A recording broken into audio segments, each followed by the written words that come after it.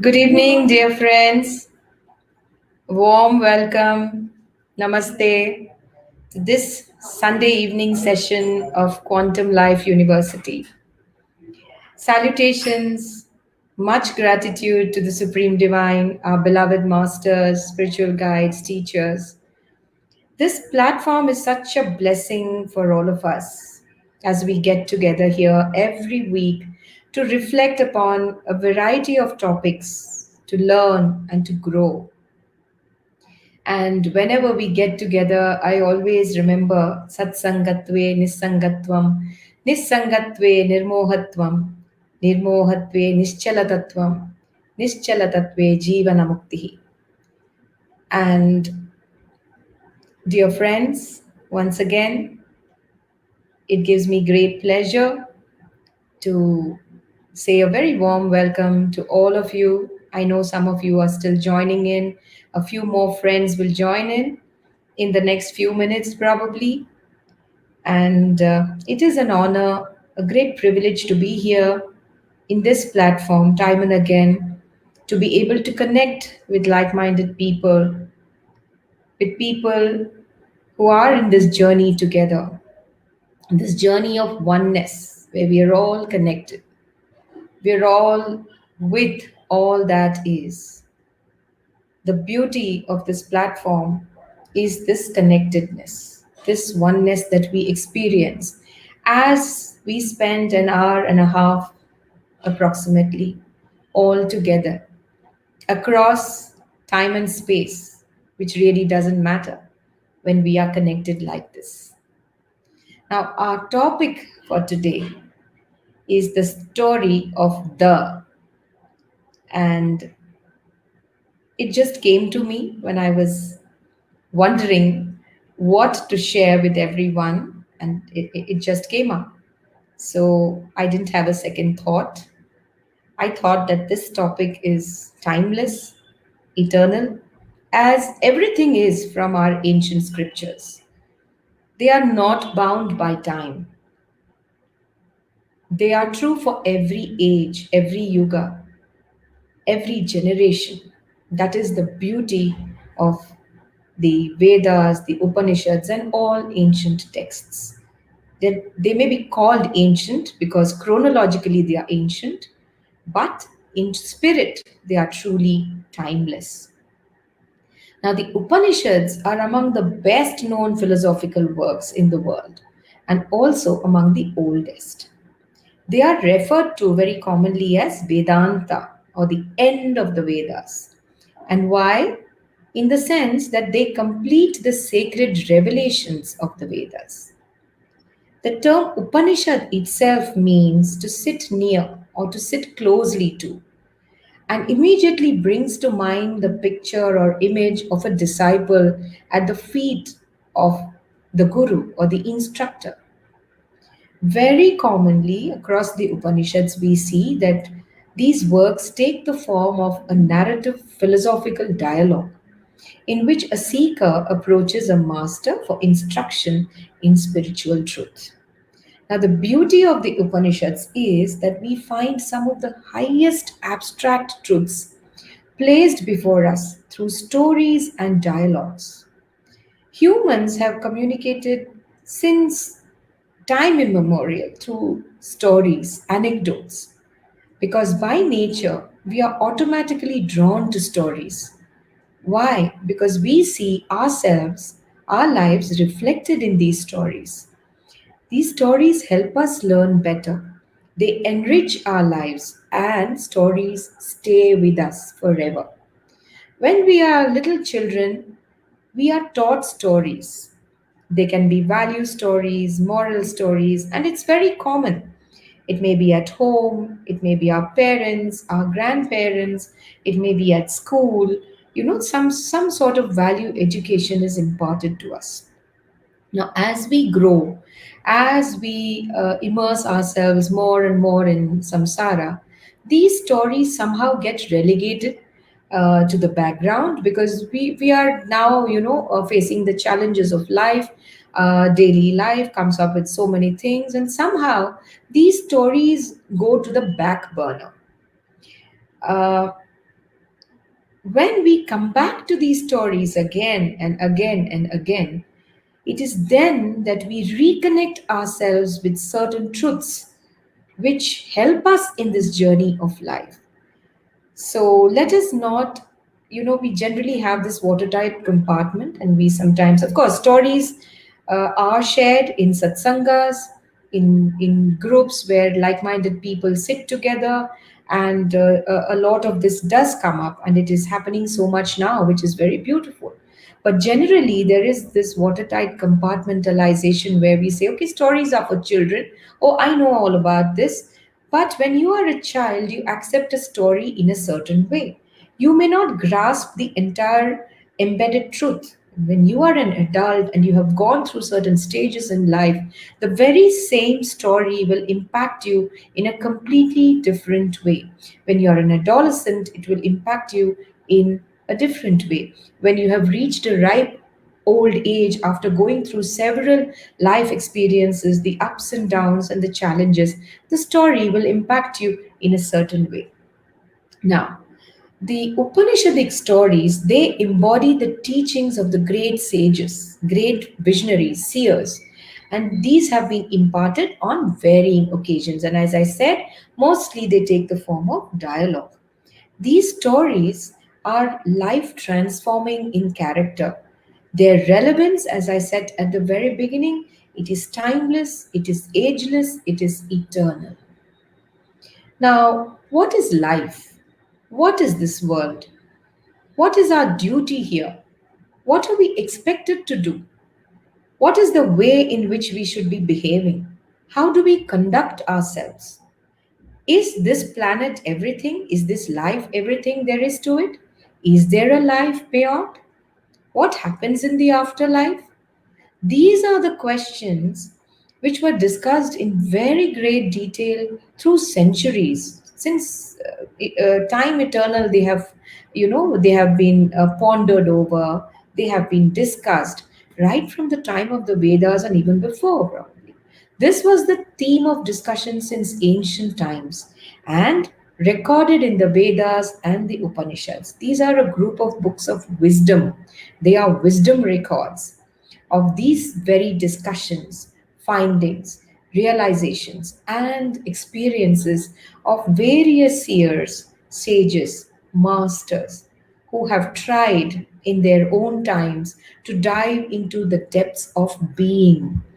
And having experienced, they have proclaimed the meaning, what they have discovered, to all of humanity, to benefit humanity. The Upanishads are a treasure trove, a treasure house of truly priceless gems. They abound in stories which inspire and teach.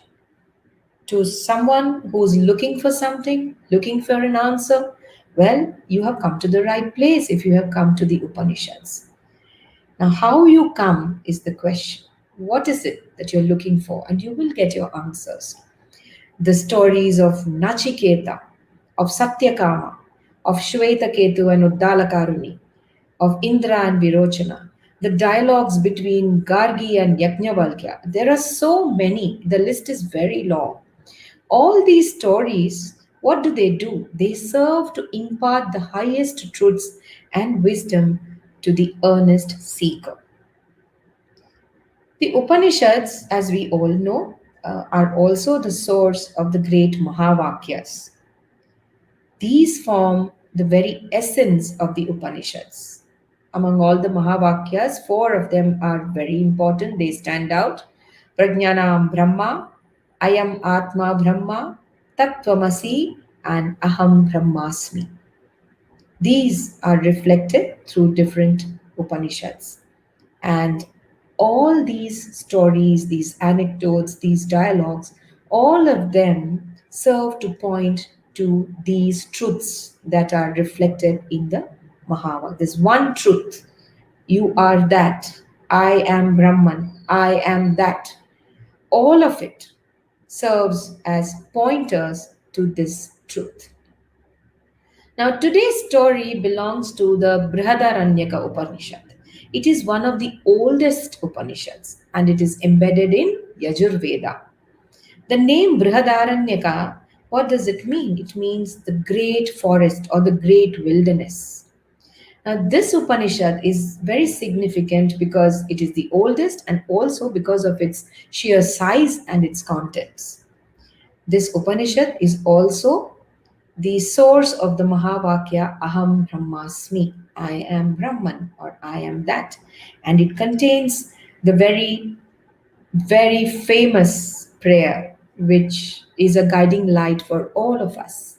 Asatoma Sadgamaya, Tamasoma Jyotirgamaya, Mrityorma Amritam Gamaya. This is a prayer which we use on every auspicious occasion, a prayer which all of us say almost every day. Lead me from evil to the good, from the darkness to light, and from death to immortality. Now, this story, the story of the, comes in the fifth chapter of the Brihadaranyaka Upanishad, and it forms the basis for many key philosophical concepts. This story itself has a very beautiful quality to it. It is at the same time philosophical, it is very symbolic, and it is very down to earth because we can observe it all around us in human nature, so we can connect. It is very relatable. The story deals with three different beings who have different faculties and dispositions, different natures, or different gunas. It deals with the devatas who are immortal. They are always in a state of pure bliss, happiness, and they are endowed with an unlimited capacity to enjoy pleasure. We humans, basically a little restless, self centered, we pass through cycles of pleasure and pain, birth and death. And the Danavas or the Asuras, the demons, who revel and they take pleasure in grabbing that which doesn't belong to them. They take pleasure in inflicting pain and cruelty on others. So, what does this story all about? What does this show us? Let us look at it. The story of the begins with the three beings, that is, the Devatas, the Danavas, and the Manushas, the demons, the Devas, and the men, as students of Prajapati, the creator. Now they are somewhat restless. They are in studentship, and due to their restlessness, they meditate upon Prajapati, the Lord of all creation, for instruction and guidance. Now, by way of answer or reply to their seeking, Prajapati utters just the syllable the to each group of beings and asks them to reflect upon its meaning. Now, does Prajapati appear before them physically? What is the vehicle that he uses to impart this teaching? The teaching, remember, it is not a long essay, it is not paragraphs, it is not a story, nothing. It is just one syllable. He does not reveal himself in a physical form. Instead, he just utters the, and this the is uttered as a thunder sound. It's like a huge thunderclap. So, when the Manushas asked, when the Devatas asked, when the demons asked, it was the same thunderclap, uttering the same sound the and conveying the message from the Supreme. It was a huge roaring thunder. And what did the thunder say? The thunder just sounded the syllable the. Now, what happened as an aftermath? Did they find the answer? Was this instruction enough for them? What sort of instruction was this? If we were to go to a teacher and if we were to put forth a query and if we were to ask the teacher, please guide me, or I need some instruction from you, I need to be handheld, What would you expect from a teacher? You might expect a lecture, you might expect a few words, you might, depends, isn't it? So, this is what happened in this story. All the three groups of beings got the same answer, and the answer was just one syllable. And then Prajapati asks, did you get it? Did you understand? And their answer, each group said yes. So, as we shall see, this answer is different for each group of beings because their understanding of the syllable the is in accordance with their respective natural disposition or their prakriti, their guna. So each one of the groups interpreted this the according to their own prakriti, their own natural disposition. So when Prajapati asks the Devas, did you get it? Did you understand? They said yes. The Devatas understood the to mean damyata, to control and to exercise self restraint, self control. What did the humans take away from the? They understood it, interpreted it to mean datta or to give away, as in charity, to share. And at the very same time, the asuras interpreted the as dayadvam or compassion, kindness, karuna. The very beauty of this simple story lies in this: the three different interpretations by the three different groups of beings. Now, if you look at the instruction itself is truly timeless. Let us look at the different levels. At one level, what does this mean? The three groups taking these instructions in three different ways. At one level, it can mean that one can interpret any teaching that is given according to one's own mental makeup or one's upbringing, one's environment, the influences under which one has grown. And there are many other dynamics, many other such factors. So let us say there are 10 students and the teacher speaks commonly to all the 10 of them. Each one's takeaway from that instruction is different. Each one understands that particular instruction according to his or her mental makeup, according to the environment, the influences that have shaped him or her, isn't it? So, this is what happens in this story. At a very different level, something else happens. It brings out the essential nature of the different dispositions in this particular story. What are the three different gunas? The nature, the trait, the prakriti, the essential nature is spotlighted here in this story. Look at the Devatas. Let us start with the Devatas. What do they stand for? They are immortal. They are not bound by cycles of birth and death as we are. And they have unlimited pleasure at their disposal. So it's like too much of a good thing. So what happened was they got tired. Relentless, mindless, sensual pursuit, enjoyment all around. It was being swathed and immersed in light. The people in paradise, they are supposed to be reveling in pleasures of the senses.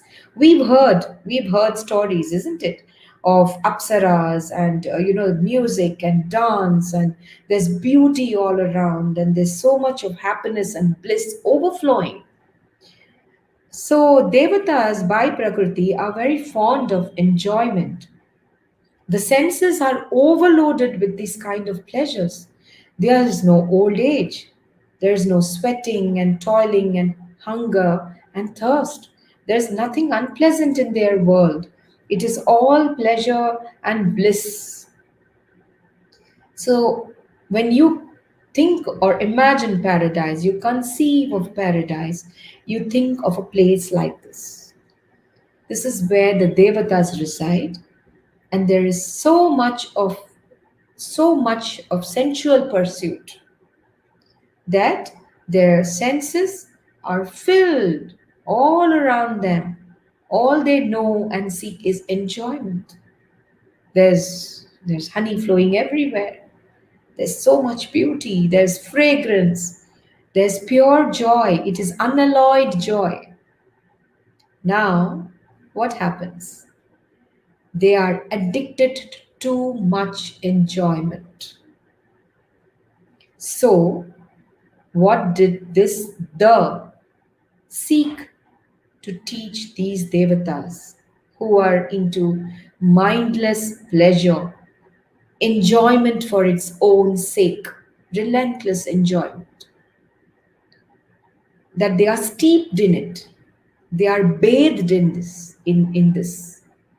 So the instruction to these people, these devatas, was damyata. Now the word damyata means self-restraint. Restrain yourself, yoke yourself, being swept away by this feeling of pure entertainment, enjoyment, and being immersed in it. So, Dhamma, restrain, subdue your senses. Do not run behind the enjoyment of the senses alone.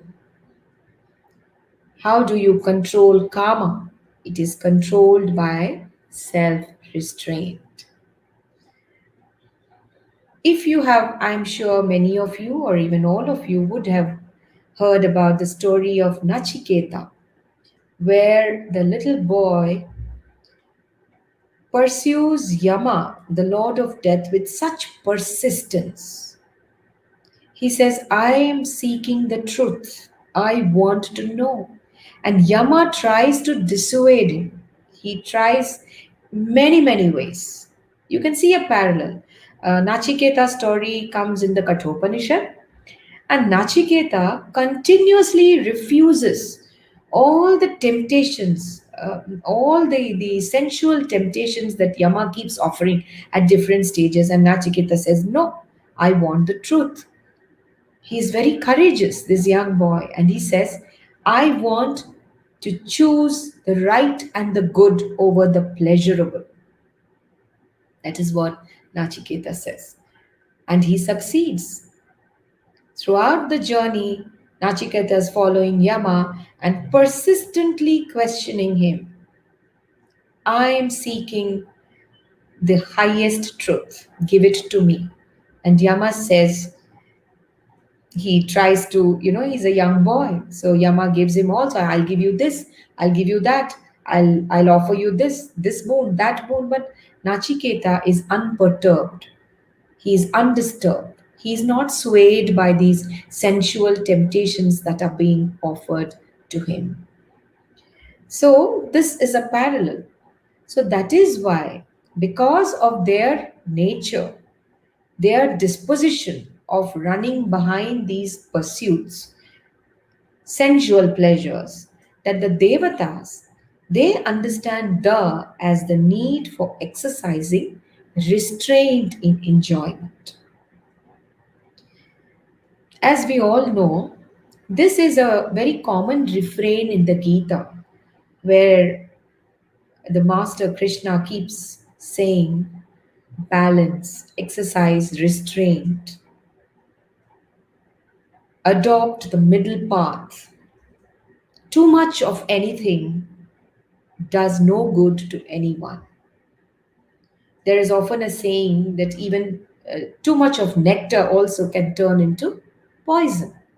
So, this is the interpretation of the Devatas. They understand this, that one syllable opens them up to this instruction, this meaning, because they are in that particular state by nature, by disposition.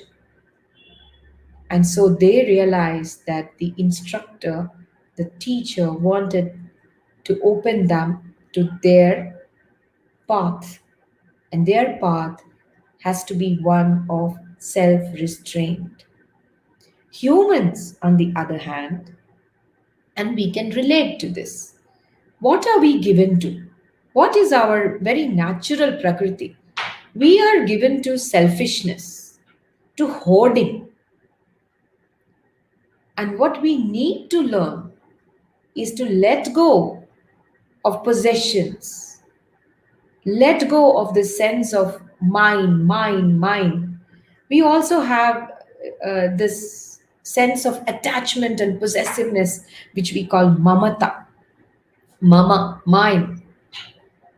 And so human beings understood the word the as something very different from what the devatas understood it as. They understood it as dana, letting go of one's possessions by way of charity. Now, we humans are basically very greedy. We want to grab everything. Hoarding is a very basic nature of ours. I want a lot of money. The more I have, the more I want. I have a lot of land. I have property. I want to keep it all for myself. I want the largest lion's share of the property. I will not let my brothers have it. This goes on and on. Why should I give anything to anyone? And well, even if I do some charity, there must be some axe to grind over there too. Maybe I want my name printed somewhere. Maybe I want my name in the papers. Maybe I want to show that I'm a very altruistic or, a very charitable person.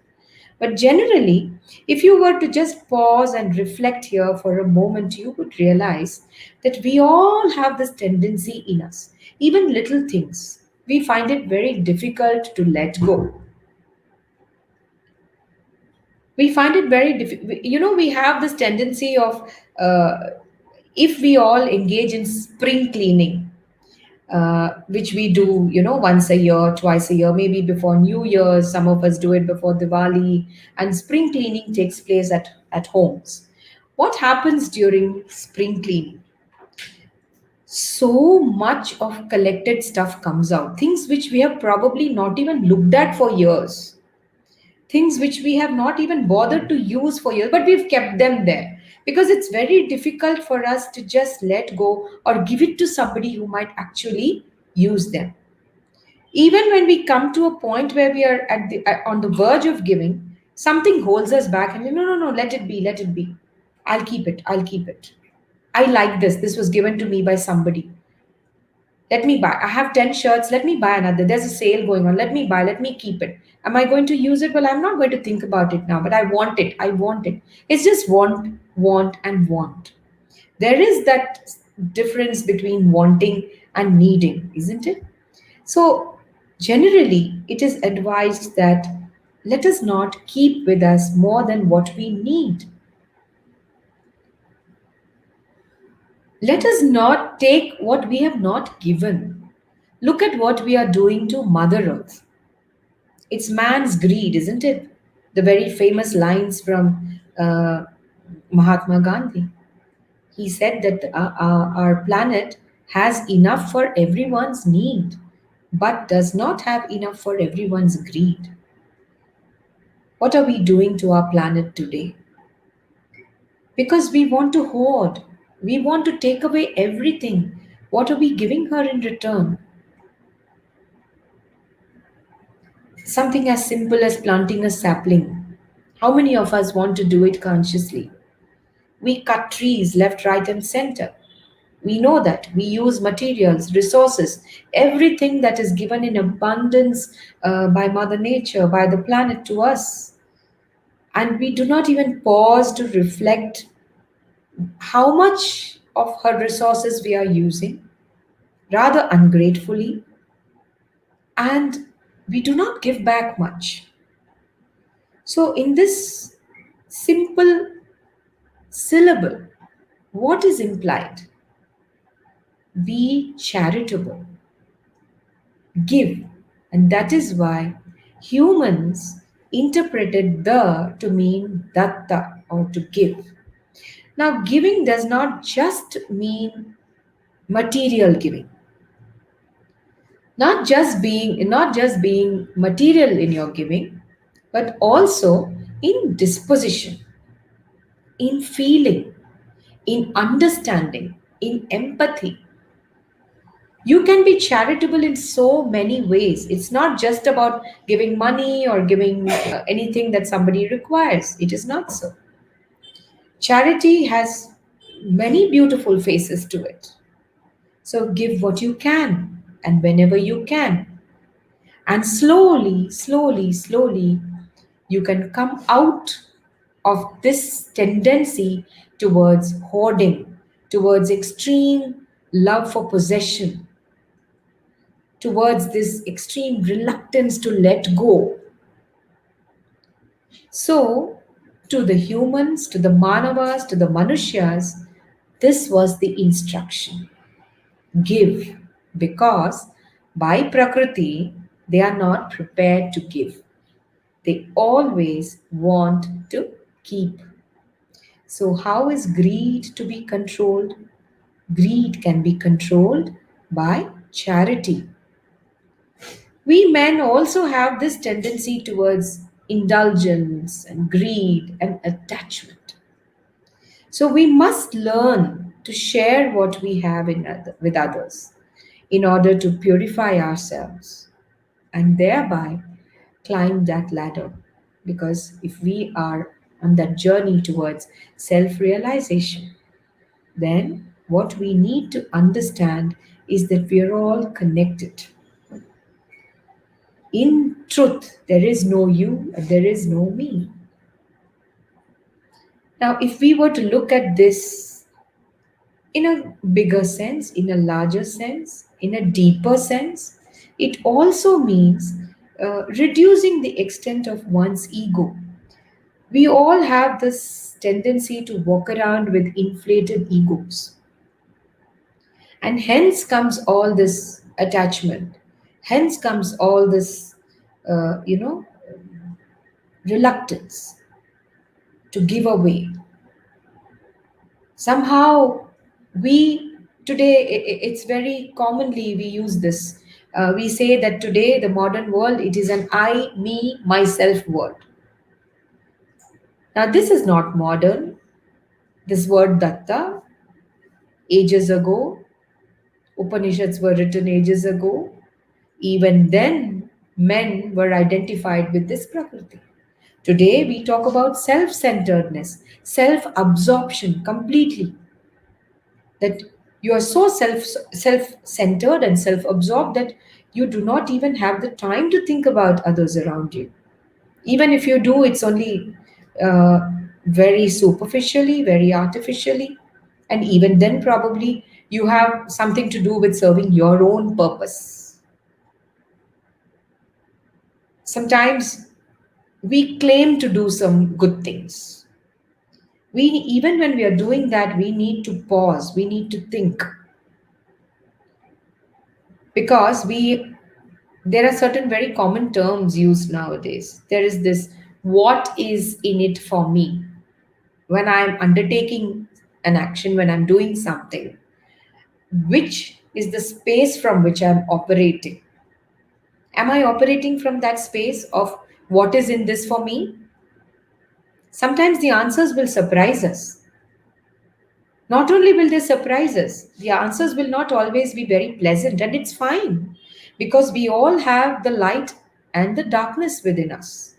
We all have our shadow sides, and the journey is about embracing the shadow side, for accepting all of it, and then to move ahead. We accept and then we transmute, and that is the journey. So when we ask ourselves, when we contemplate, when we reflect, we realize, we come upon certain answers to ourselves. The answer comes from within.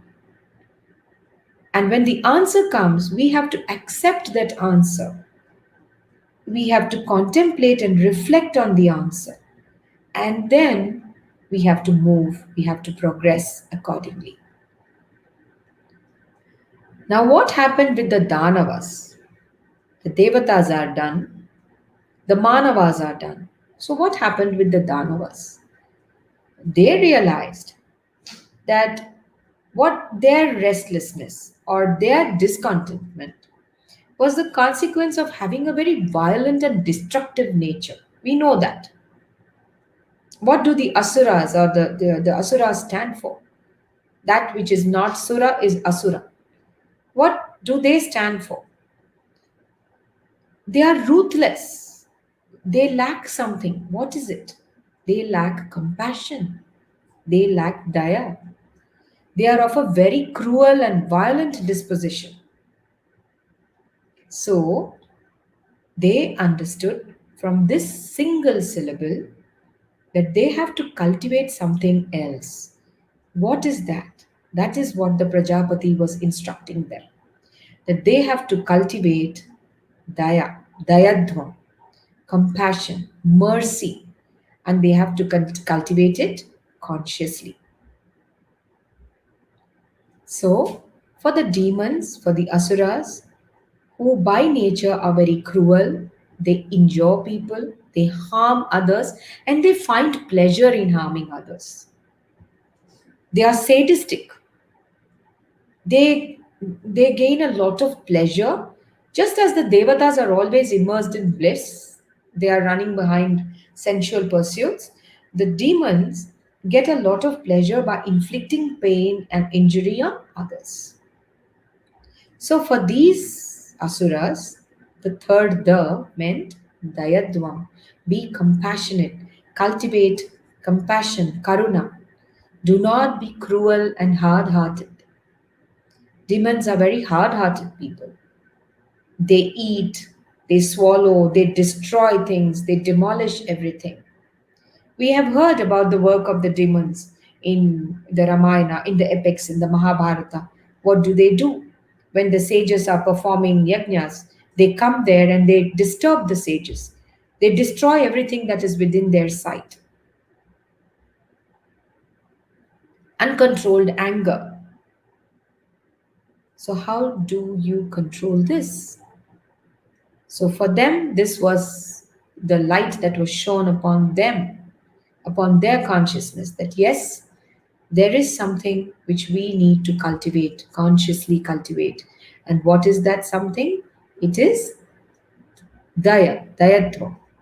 So beautifully with that single syllable, three things were imparted to three different groups of beings. So the syllable the uttered three times instructed three types of individuals, three types of beings in three different ways. Isn't it amazing? All instructions were conveyed by a single utterance, a single syllable, and the meaning that went out to each group was perfect for that group. The beauty of this entire story lies in this. The three great injunctions given by Prajapati, the creator. Now, if these instructions can be followed in spirit, then desire, greed, uncontrollable anger of the personality can be sublimated. And how can it be sublimated? By self restraint, by self control, by charity, and by compassion. Now, let us look at this whole story from another perspective. Let us look at the three states sattva, rajas, and tamas.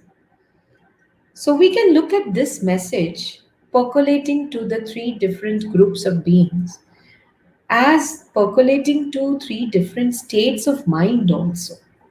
The sattvic, which is a state of peace and serenity, which is represented by the devas. The rajasic, or the state of intense activity, represented by the man.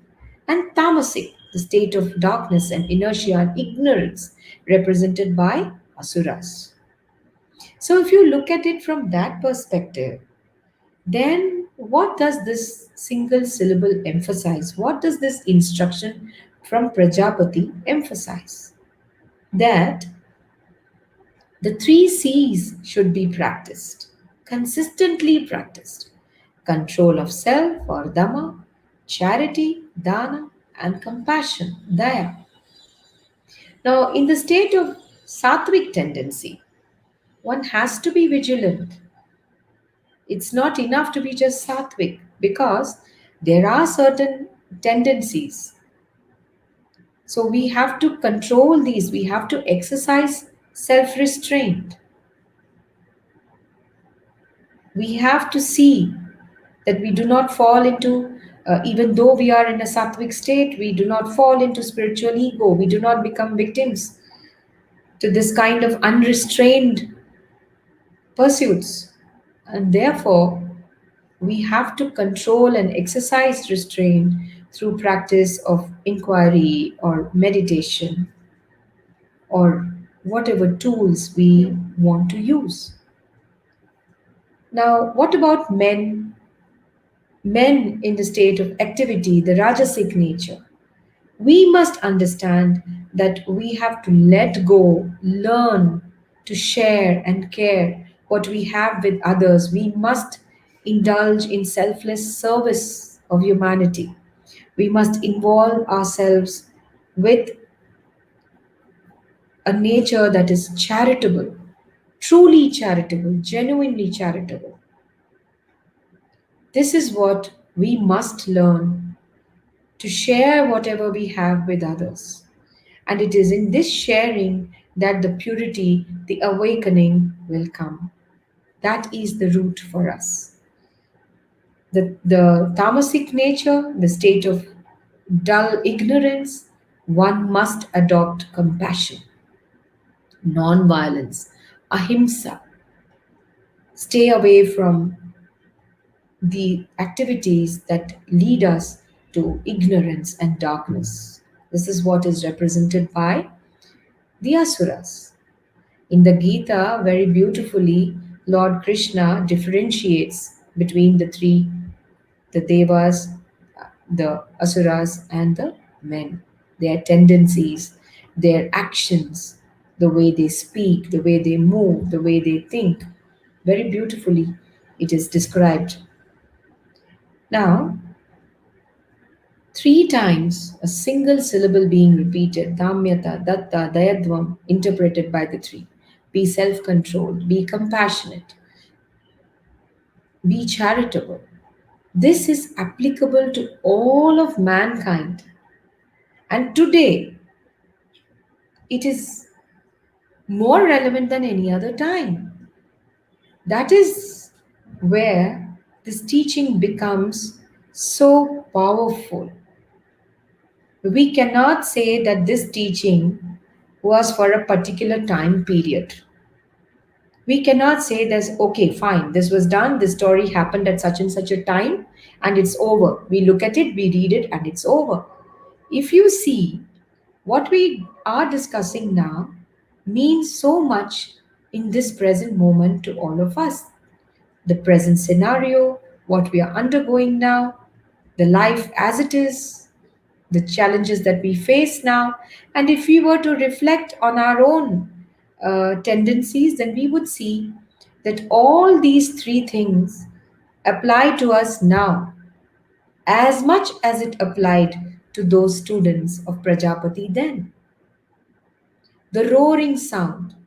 So, this message of Prajapati is not merely an ancient one, it is a timeless one, it is an eternal one, and it was not intended for a particular time in creation which we have, overcome and come here.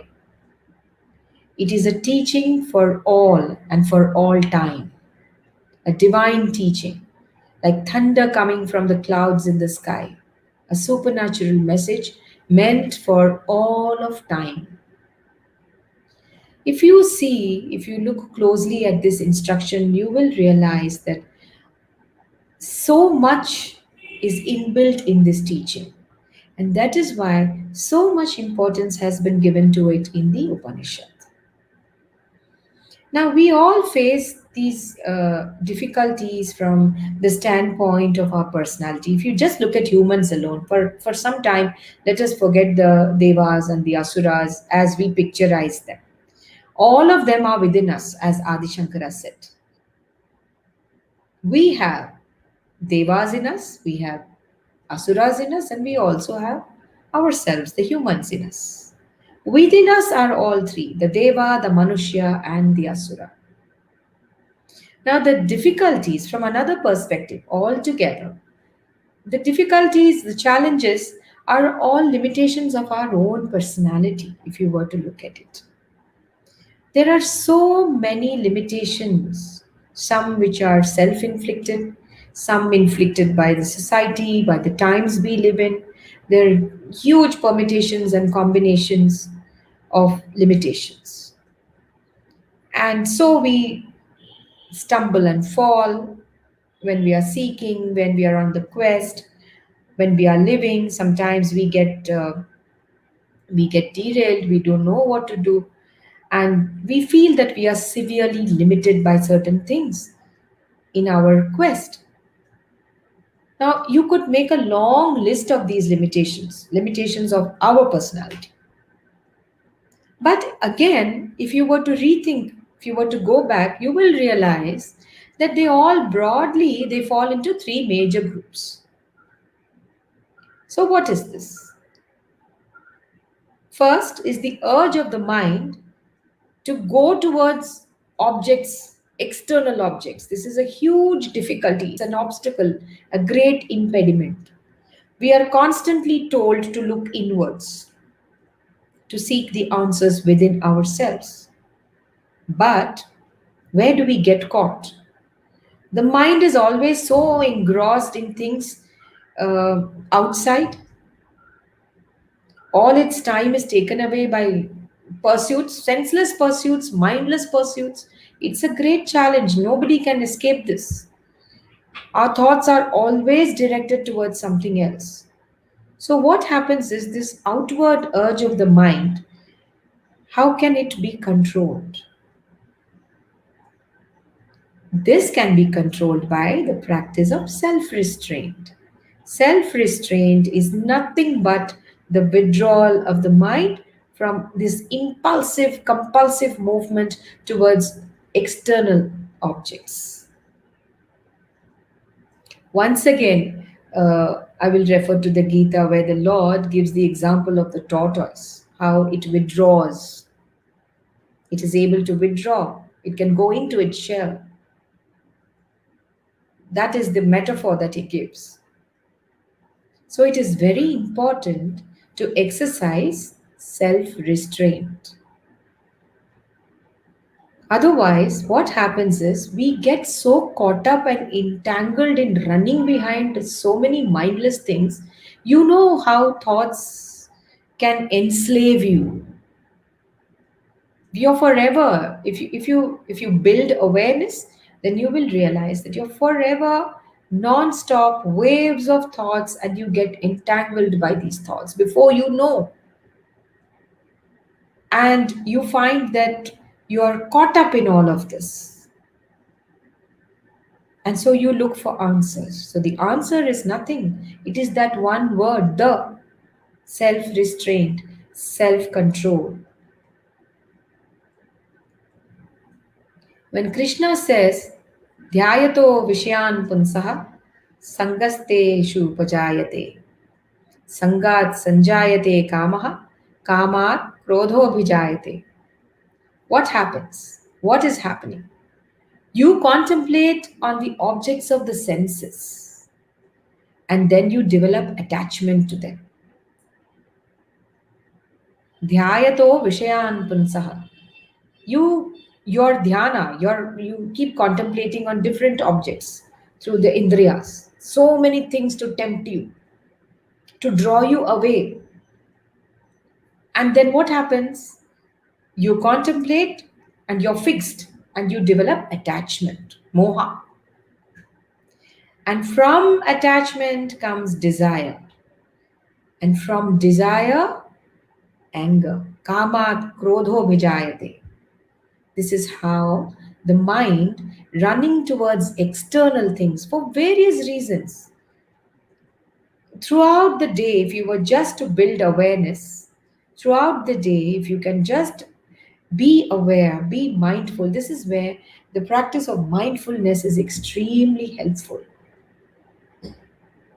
Throughout the day, if you see, your mind is constantly caught up in so many things. It's as if you're not able to yoke it.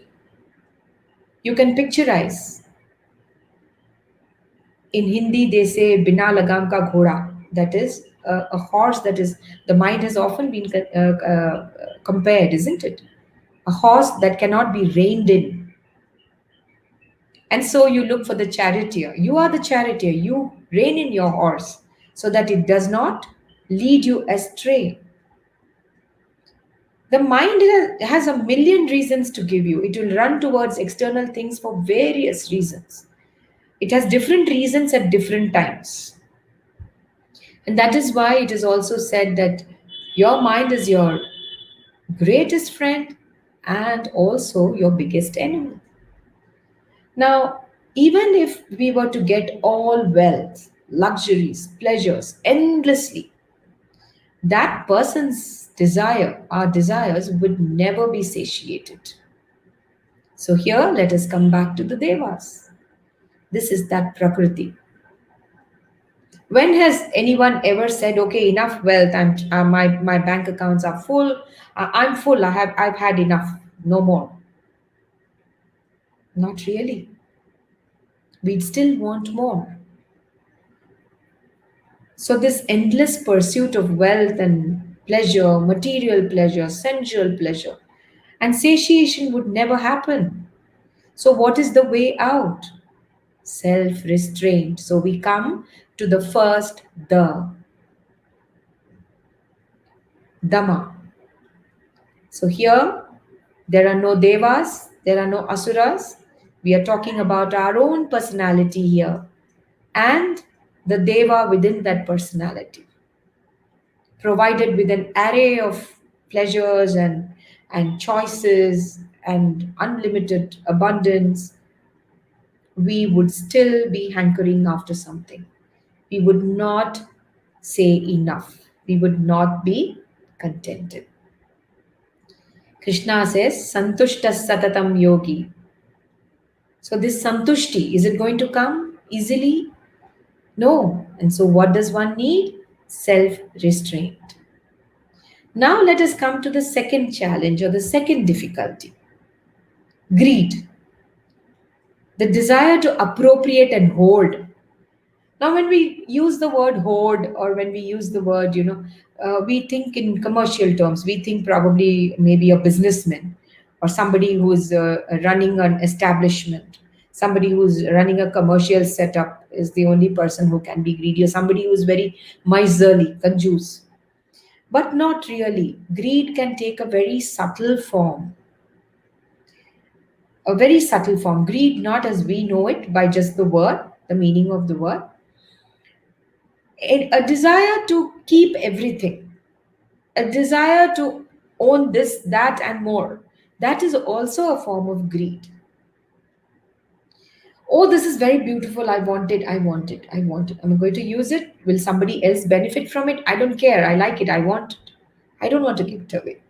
It is a tendency of the mind. Anything that we see anywhere, you want to appropriate it. You want to keep it. It may be necessary. It may not be necessary. So, greed is a kind of urge of the mind. All that you want to do is you appropriate things which may not be really necessary for the maintenance of your life. That is why we need to keep going back to need and want. Do I really need this now? Can I do without it? Can I not do without it? Our mind is a master at telling us that we cannot do without many things when we really can. If something is absolutely essential, it is one thing altogether. But if it is not necessary for your existence, you can exist happily even without it and comfortably also. From which point of view? From the point of view of your ultimate aim of life. Can you exist without it? Can you live without it? Can life continue without it? Then, of course, why keep it? So, would you pause to think this way in your daily life? How can we keep this urge or this tendency in check? What can we do? So, the answer is practice of charity. Give, give, learn to give. Just give for the sake of giving. Give with joy. Nowadays, we celebrate the joy of giving week. The story of Karna, there's nobody who doesn't know the story of Karna, isn't it? So, uh, there is a very beautiful subhashita about dana, which goes like this. I'm not able to recall the full thing, but I will tell you because this was very often quoted by my father. And he used to say, Danena pani natu kankanena. What gives beauty to your hands is not the kangans that you wear, it is the charity that you do. You use your hands to give. And that is what is the true ornament, not the kangans or the bangles that you adorn your hands with. That is what the true adornment, the true ornament for your hands is the practice of dana or the practice of giving, and not the gold or the diamond or something that you have adorned your wrists with. Isn't it so beautiful? So again, the second the for us now, dana, giving, and true giving. Now, there is another trait that is there in us. Let us, as I said, forget the mental picture of the Danavas, the Asuras, the Devas. Let us look at just ourselves. We have looked at two of the Das. Now, let us come to another trait, another challenge, another difficulty. We people, we men, we humans have a very peculiar trait in us. We may deny it, but there is this streak in us of finding pleasure in the sorrow of others. When I say it, it may sound a little crude, it may sound a little shocking. No, no, I don't do this. I don't do this. I don't find pleasure in the sorrow of someone else. It's not right of me. But again, I would use the word pause. Let's hit the pause button and let us think. Let us think of the journey of our life and think, have there been moments when we have actually done this? How can somebody find pleasure in another's grief? Doesn't it sound strange? But this little trait is found in every person. There is that little element in us, the demon that is working within us, that asura within us. That asura is right here, not just in asura loka. It is here inside of us.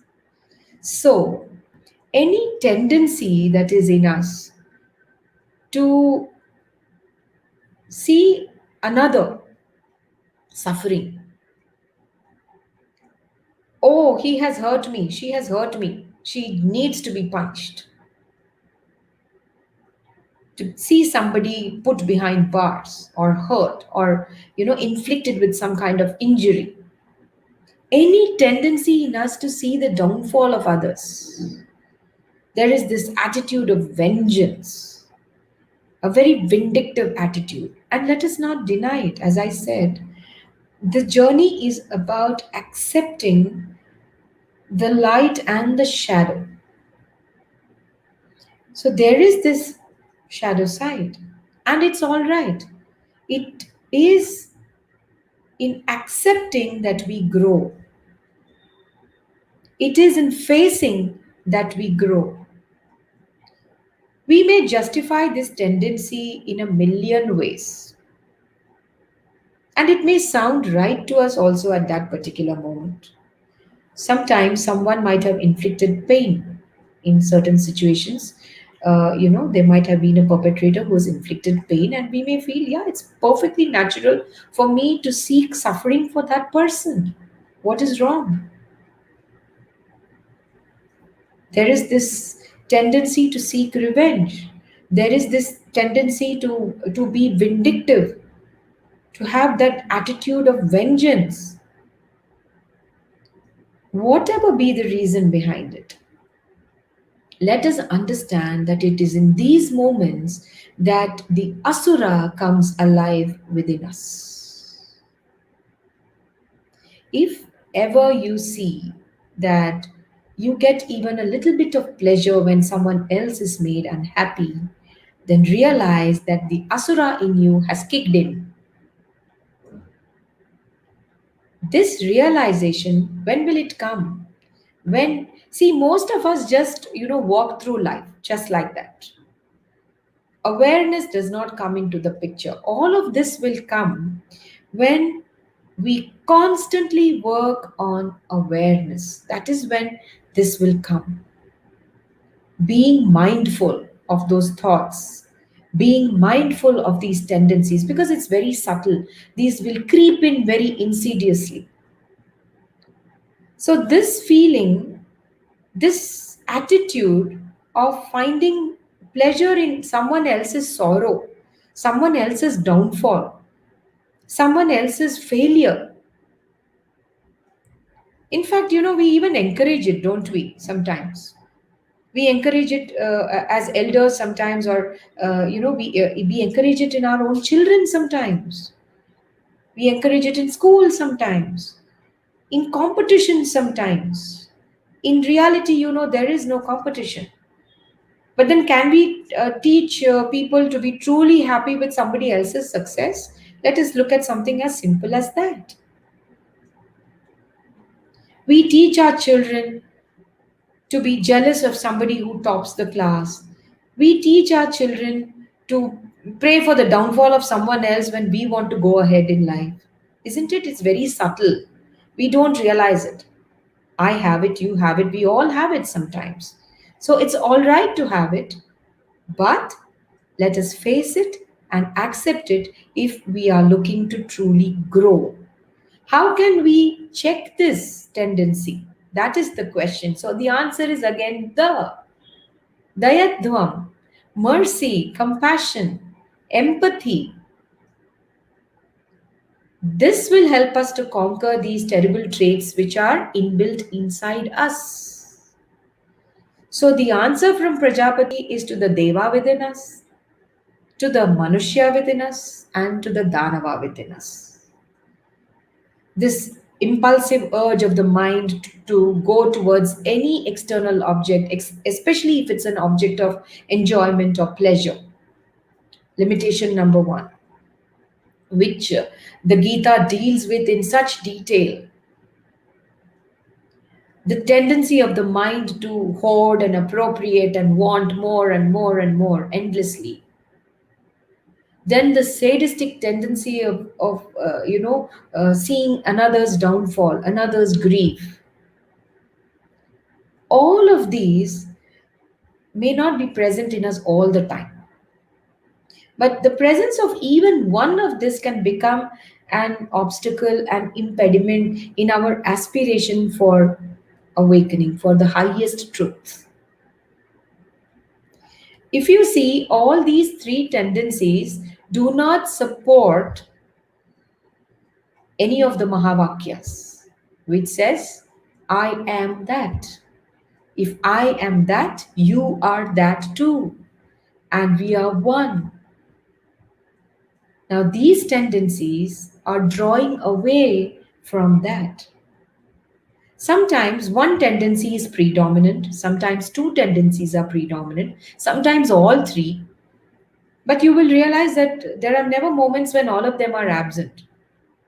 So that's why our striving has to be to exercise these three instructions in our life in such a way that these urges of our personality, are subdued. Damyata, datta, dayadvam iti tad etat trayam shikshet. Self-restraint, charity and mercy. The three great virtues which every one of us has to aspire to acquire. Socrates, the great philosopher, had said the unexamined life is not worth living. How beautifully said. Let us keep re examining, let us keep building, let us keep looking at ourselves, let us do that inner work. If we are to progress on this journey, there will be obstacles, there will be impediments, and that is the beauty. But let us take these instructions in spirit. Let this beautiful little story inspire us to work on self awareness, to understand ourselves better, and to cultivate the virtues which will propel us towards truly blissful living, to become Jivana Muktas.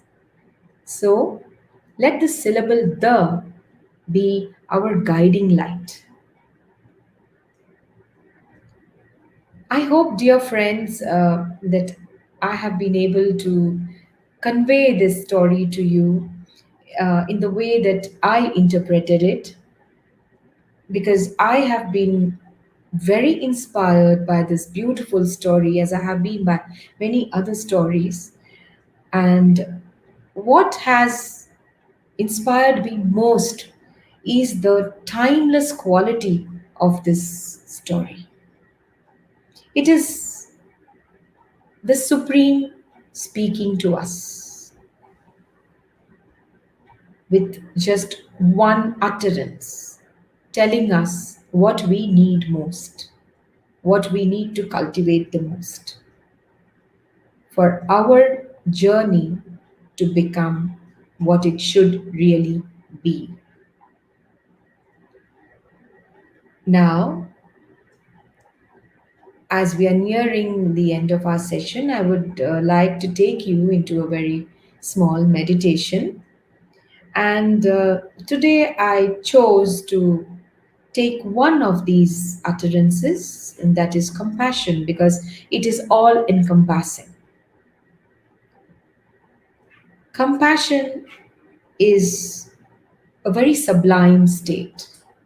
And when compassion becomes a habitual state of mind, then we create the best possible relationship with ourselves, with the world, and with everything and everyone in it.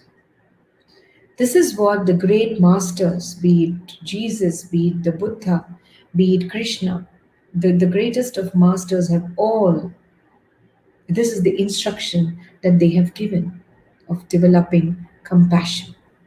So I chose to take this one of the does, compassion, as our focus for this little meditation today. So I would request you all, dear friends, let this little story that we just shared sink into you as you make yourself comfortable.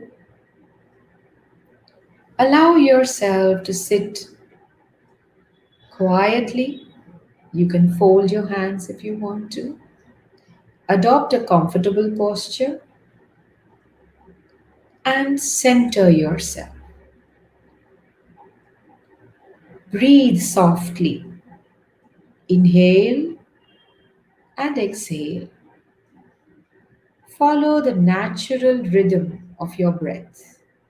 Do not force, do not exert any effort. Allow yourself to relax completely. Focus very gently on your breath, the in breath and the out breath. As you inhale and exhale, With each in breath and out breath, feel your body, feel your heart center. Allow your breath to make you aware of the life force within you.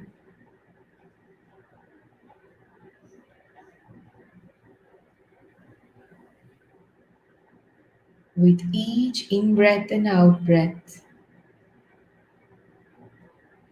allow yourself to relax completely. You are in this moment. You have nothing to do, no rush, nowhere to go or be, now and in this moment. Be with your breath. Your breath is your guide. Now, focus very gently on your heart center.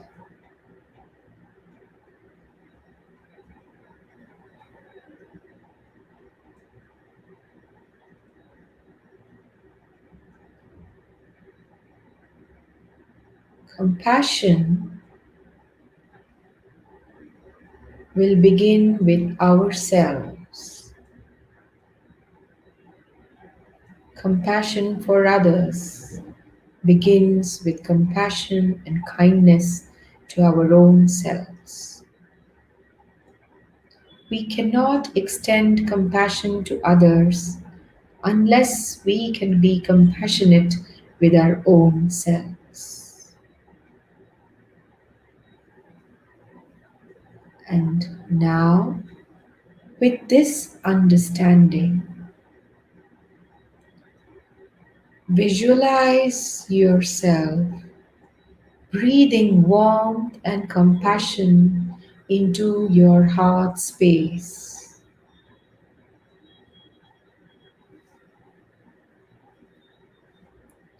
As you breathe in gentle warmth and compassion into your heart. As you breathe out, breathe that warmth and compassion towards yourself. Allow that compassion, that feeling of warmth, of loving kindness to permeate every pore of your being. Feel it. Now, gently tell yourself mentally, may I be happy. May I be well in body and mind. May I be free from all suffering. May I be at ease. May I walk in peace. Gently repeat this to yourself, staying connected to your heart space. Feel yourself, feel the glow of that warmth. Allow that compassion to permeate every cell of your being, every fiber of your being. Allow this warmth to wrap you like a comfortable blanket. May I be at peace with myself.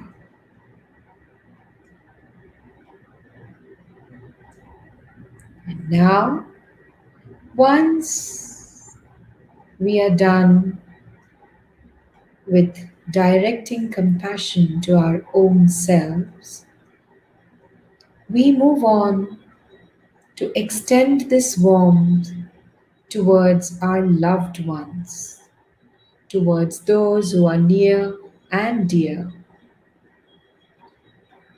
Picture them in your mind. Allow yourself to feel your natural caring and love for them. Feel that in your heart space and gently notice how you hold them there in your heart space. Now, bring your awareness to what they are going through, what you know of them, of their sorrows, their discomfort, their suffering. And with every breath, allow your heart to open, to wish them well, to extend comfort, to meet their pain with compassion, and silently tell them, may you be happy, may you be peaceful, may you be free from suffering, may you be well, may you be happy, may you be peaceful, may you be free from suffering, may you be well.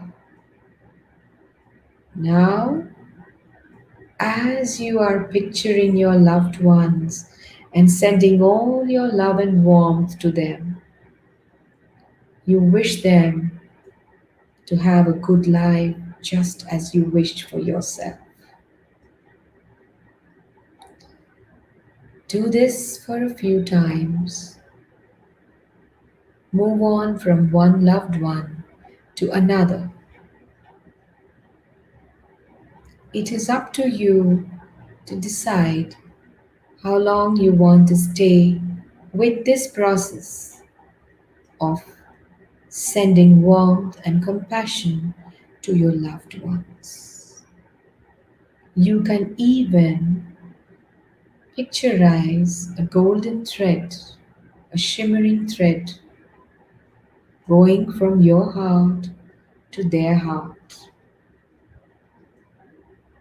As you say these words of wellness and peace, wishing them well. Now, the next step will be to send this very warmth and compassion to those who are neutral, to those you may not be feeling very special about, but they are still there in your life. You may not be having any special feelings for them as you have for your very near and dear ones.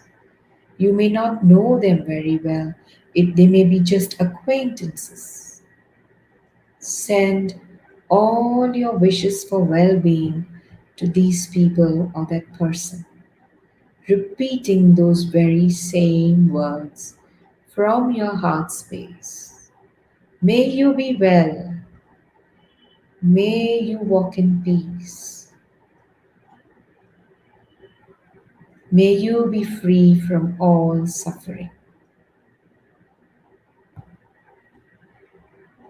Do this to all those towards whom you entertain no special feelings, either of love or of dislike, but they are there around in your life. They are part of you. Allow this warmth and compassion to travel to them.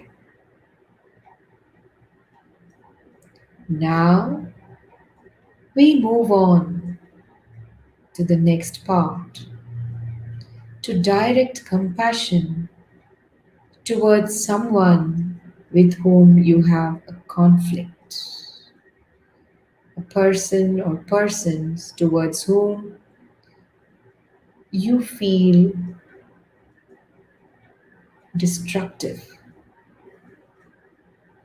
someone you might categorize as an enemy, with someone with whom you have friction.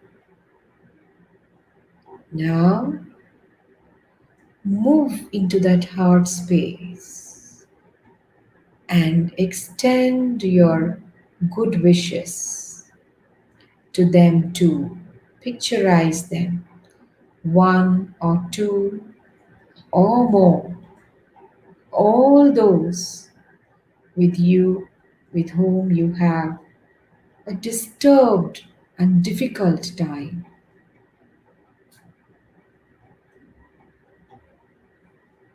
Visualize them one by one. Your wish is that they too might be filled with kindness and peace and wellness. May you be happy. May you be peaceful. May you be free from suffering. Visualize those threads of gold, shimmering threads, going and traveling from your heart to theirs. Feel the warmth and compassion. Allow that to travel and to envelop them in a warm embrace of compassion. I wish you well. May you find peace. May you find joy. May you be free from all suffering. May you be peaceful. Now be in this space, in your heart space, and observe what comes up, how this makes you feel. Feel your heart expanding, soaking in the warmth and the compassion.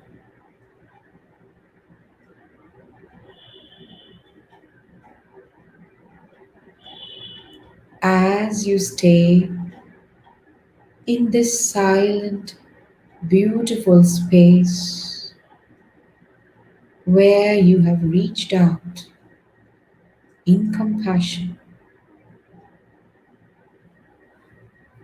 observe,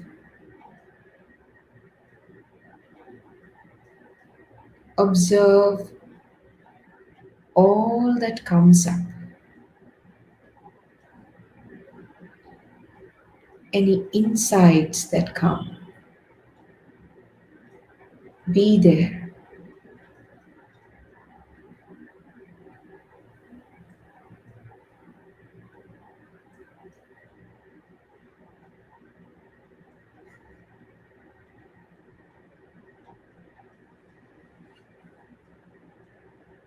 When you are ready, my friends, when you feel that you are ready, you can gently choose to come out of this meditation and come back very, very gently. When you are ready, you can open your eyes and come back with a big smile on your face. Come back to this present moment.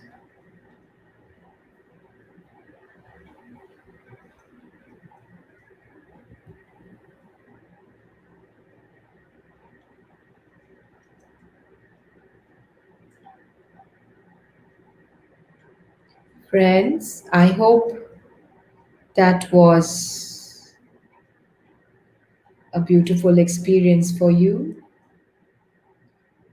This is something which you can do often, every day if you want, because it is a very beautiful meditation. You can take this further, there is no limit. You can open your compassion further to your friends, your neighbors, your community, to people difficult in your life, to people with whom you don't get along. And finally, you can extend this to all of life, all people, all humans, to the animal kingdom, the plant kingdom, with all life forms. And you will sense your connection with all of creation when you do this. Your tender hearted, compassionate connection will take you to a completely different level. Now, when you work with compassion, when you work with this practice, you have to follow your intuition. Listen to your heart. There might be times when it may not be very easy, especially when you are practicing compassion with people with whom you are not naturally in a state of loving kindness. Do not force yourself, do not push yourself. Let this entire thing be a very gentle process, and very soon you will realize that you are in that state of connectedness. Let us remember here that we are not trying to fix anything. We are not trying to fix other people's pain or suffering. That is not what it means. We are only trying to meet another with a compassionate heart. So be gentle with yourself.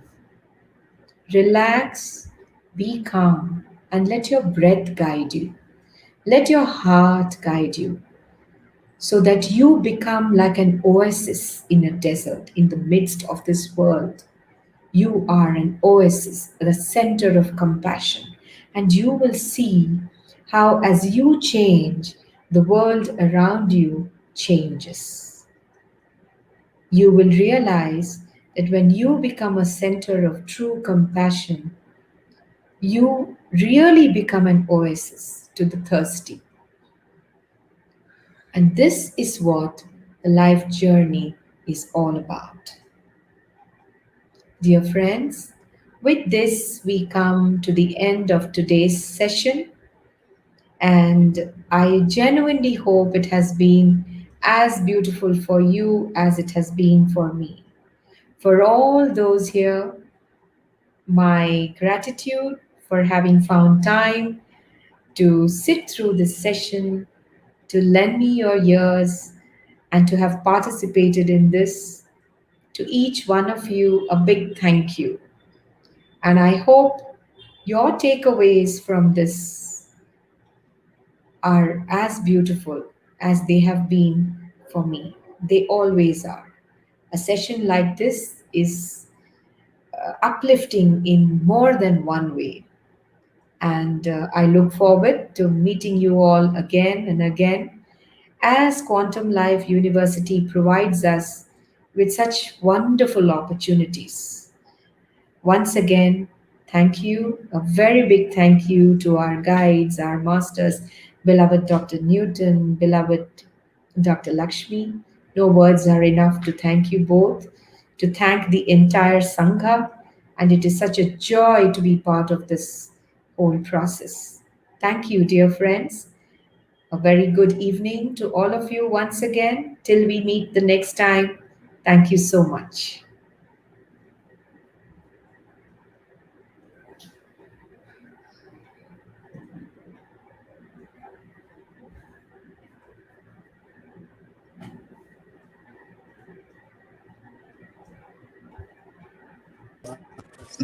Thank thank you.